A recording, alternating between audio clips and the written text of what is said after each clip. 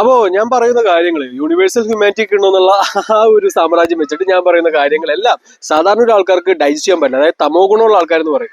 അതായത് സത്വ ഗുണമുണ്ട്, രജോ ഗുണമുണ്ട്, തമോ ഗുണമുണ്ട്. അപ്പൊ തമോ ഗുണമാണ് ഇപ്പൊ 95% ആൾക്കാർ ഇവിടെ ഉള്ളത്, ഈ ഭൂമിയിലുള്ളത്. 800 കോടി ജനങ്ങളിൽ ആ ഒരു 95% തമോ ഗുണം തന്നെയാണ്. അപ്പൊ അതാണ് ഈ പറയുന്ന ആ ഒരു അമേരിക്ക ആണെങ്കിൽ ഈ പറയുന്ന മൾട്ടിനാഷണൽ കമ്പനീസിന് ഈ പറയുന്ന വിഡ്ഢികളായ അപ്പൂമാരി വെറും വേസ്റ്റ് ആയിട്ട് താഴെ കിടന്ന ആൾക്കാരെ പിടിച്ച് എലക്ഷൻ ചെയ്ത് പൊക്കത്ത് കൊണ്ടുവന്നിട്ട് അവരെ രാജാവാക്കുന്ന ആ ഒരു കൺസെപ്റ്റ്.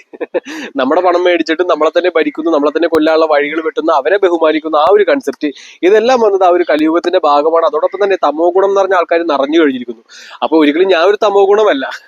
തമോ ഗുണമായിരുന്നു ഞാൻ, തമോ ഗുണമായിരുന്നു, രജോ ഗുണമായിരുന്നു, സാത്വ ഗുണമായിരുന്നു. അപ്പൊ ഞാൻ ത്രിഗുണങ്ങളിൽ നിന്നും ഭിന്നമാണ്. ഓക്കെ, അതായത് ഈ 3 ഗുണങ്ങളും ഞാൻ എന്താന്ന് പറഞ്ഞിട്ടുണ്ട്.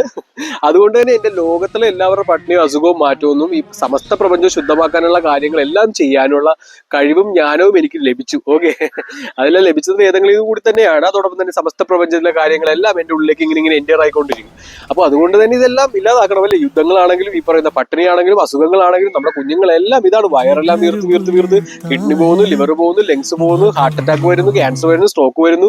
പക്ഷെ ഇതെല്ലാം ഇവിടെയുള്ള ആ ഒരു വിഡ്ഢികളായ ആ പുഴുക്കൾക്ക് അറിയില്ല. അവർക്ക് ആ ഒരു മരുന്ന് കഴിക്കാൻ മാത്രം അറിയാം. അതായത് സിസ്റ്റം കംപ്ലീറ്റ് ആയിട്ട് നില്ലാക്കണം, ഇല്ലാതാക്കണം. അതോടൊപ്പം തന്നെ ശുദ്ധമായ പ്രാണവായു, ശുദ്ധമായ ജലം, ശുദ്ധമായ ഭക്ഷണം, ഇതെല്ലാം കൊടുക്കണം.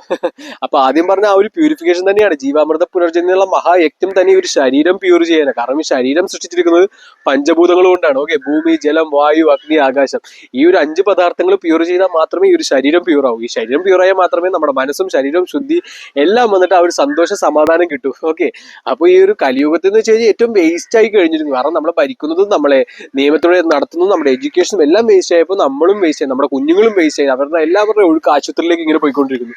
അപ്പോൾ കംപ്ലീറ്റ് ആയിട്ടുള്ള സിസ്റ്റം ശുദ്ധീകരിക്കണം അല്ലെ, ആ ഒരു പ്യൂരിഫിക്കേഷൻ. എനിക്കാണെങ്കിൽ ഈ പ്യൂരിഫിക്കേഷൻ ഭയങ്കര ഇഷ്ടമുള്ള കാര്യം. കാരണം ഞാൻ ഒരു മലിനപ്പെട്ടൊരു മനസ്സും ഈ പറയുന്ന ശരീരമായിട്ട് നടന്ന ഒരാളാണ്.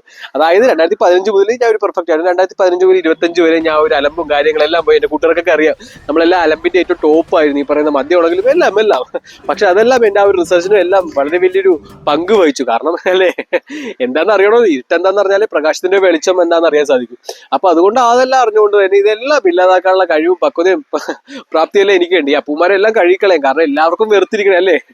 ഒരു തല്ല് കൊടുത്തു കഴിഞ്ഞാൽ പുറകെ 1000 കൈകൾ വരുത്തല്ലേ. കാരണം അങ്ങനെ ആയി കഴിഞ്ഞു അവരുടെ ഒരു പെരുമാറ്റവും കാര്യമില്ല. കാരണം ആ വിഡ്ഢികള് അവര് സ്വയമേ രാജാവായി മാറിക്കഴിഞ്ഞു. ആ നമ്മുടെ അടിമകള് നമ്മുടെ രാജാവായി മാറിക്കഴിഞ്ഞു. അതായത് നമ്മുടെ വീട്ടിലൊരു ജോലിക്കാരി നമ്മൾ വിളിച്ചു കഴിയുമ്പോൾ ആ ജോലിക്കാരി അവിടുത്തെ സമ്രാട്ടാവണ ഒരു അവസ്ഥ ആലോചിച്ച് നോക്കി, എന്തുമാത്രം ബലഹീനത. അപ്പൊ ആ വീട്ടിലെ ഗൃഹസ്ഥന്റെ അല്ലെങ്കിൽ അവിടെ താമസിക്കുന്ന ആൾക്കാരുടെ കഴിവുകേടാ അത്. അപ്പൊ ഒരിക്കലും ഞാൻ ഒരു കഴിവുകെട്ടവനല്ല, എന്റെ കുഞ്ഞുങ്ങളെയും കഴിവുകെട്ടവനാവാൻ ഞാൻ സമ്മതിക്കില്ല. അപ്പൊ ഇതെല്ലാം ശുദ്ധീകരിക്കാനുള്ള പദ്ധതിയും കാര്യങ്ങളെല്ലാം എന്റെ ഉള്ളിലുണ്ട്. അതെല്ലാം നടക്കുന്നതാണ്. വെയിറ്റ് ചെയ്യും. ഓക്കെ.